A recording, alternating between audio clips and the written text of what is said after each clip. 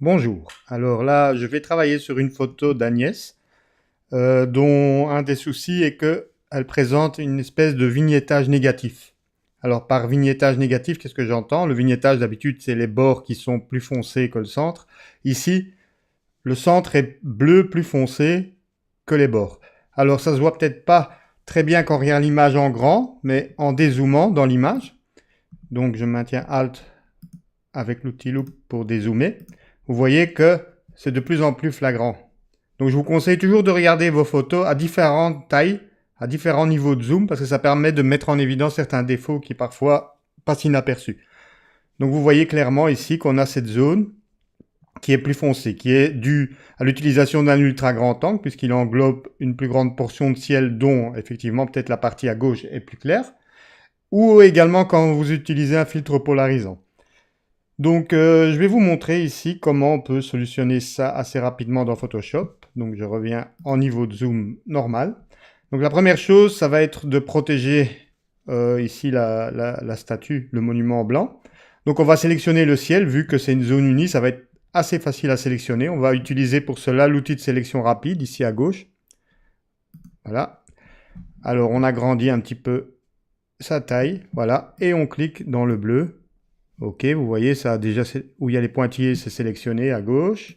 Encore un deuxième clic et quasi tout mon ciel est délimité. Alors, on va zoomer un petit peu dans l'image pour voir si, voilà, par exemple ici, on voit que ça n'a pas été pris avec dans la sélection. Ça a pris un peu trop plutôt.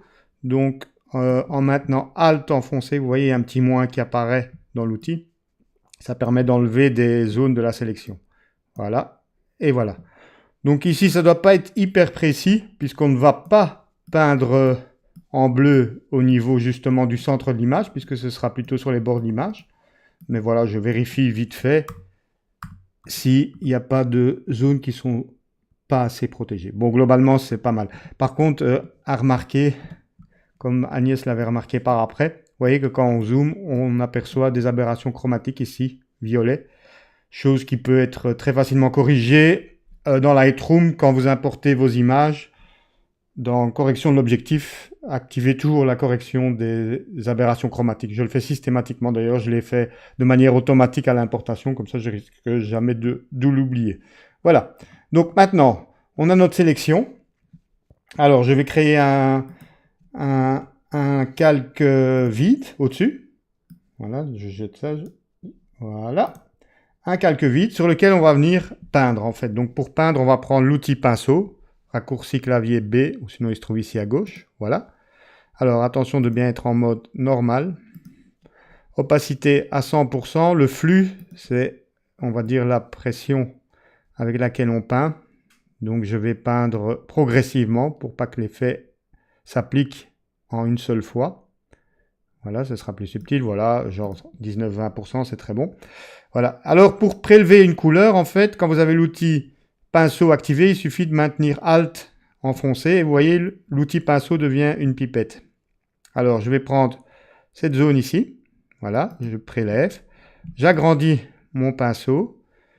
Voilà. Et je viens peindre ici à gauche. Voilà. De manière à foncer le ciel. Alors, je prélève ici. Vous voyez, je prélève un petit peu partout, en fait. Ici, c'est plus foncé. Voilà, je viens. Voilà.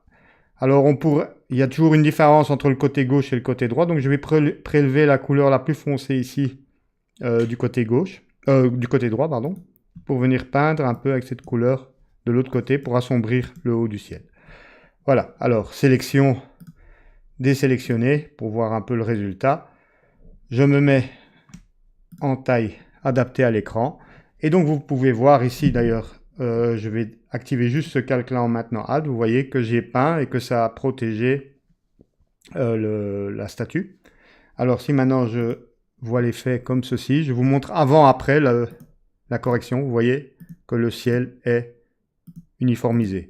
Bon, évidemment, là, je l'ai fait vite fait. Hein, donc, maintenant, il faudrait vérifier qu'on n'a pas trop impacté le monument. Mais ici, grosso modo, ça m'a l'air pas trop mal. Donc voilà comment vous pouvez résoudre ce problème de vignettage positif. Évidemment, ça marche bien avec un ciel uni, hein. Maintenant, si vous avez des nuages, ce sera un peu plus compliqué. Mais en général, le vignettage justement de ce type est visible justement sur les ciels bleus bien unis. Donc, c'est pas trop difficile à corriger. Voilà, j'espère que ça t'a aidé, éventuellement d'autres personnes qui auraient ce souci. À bientôt.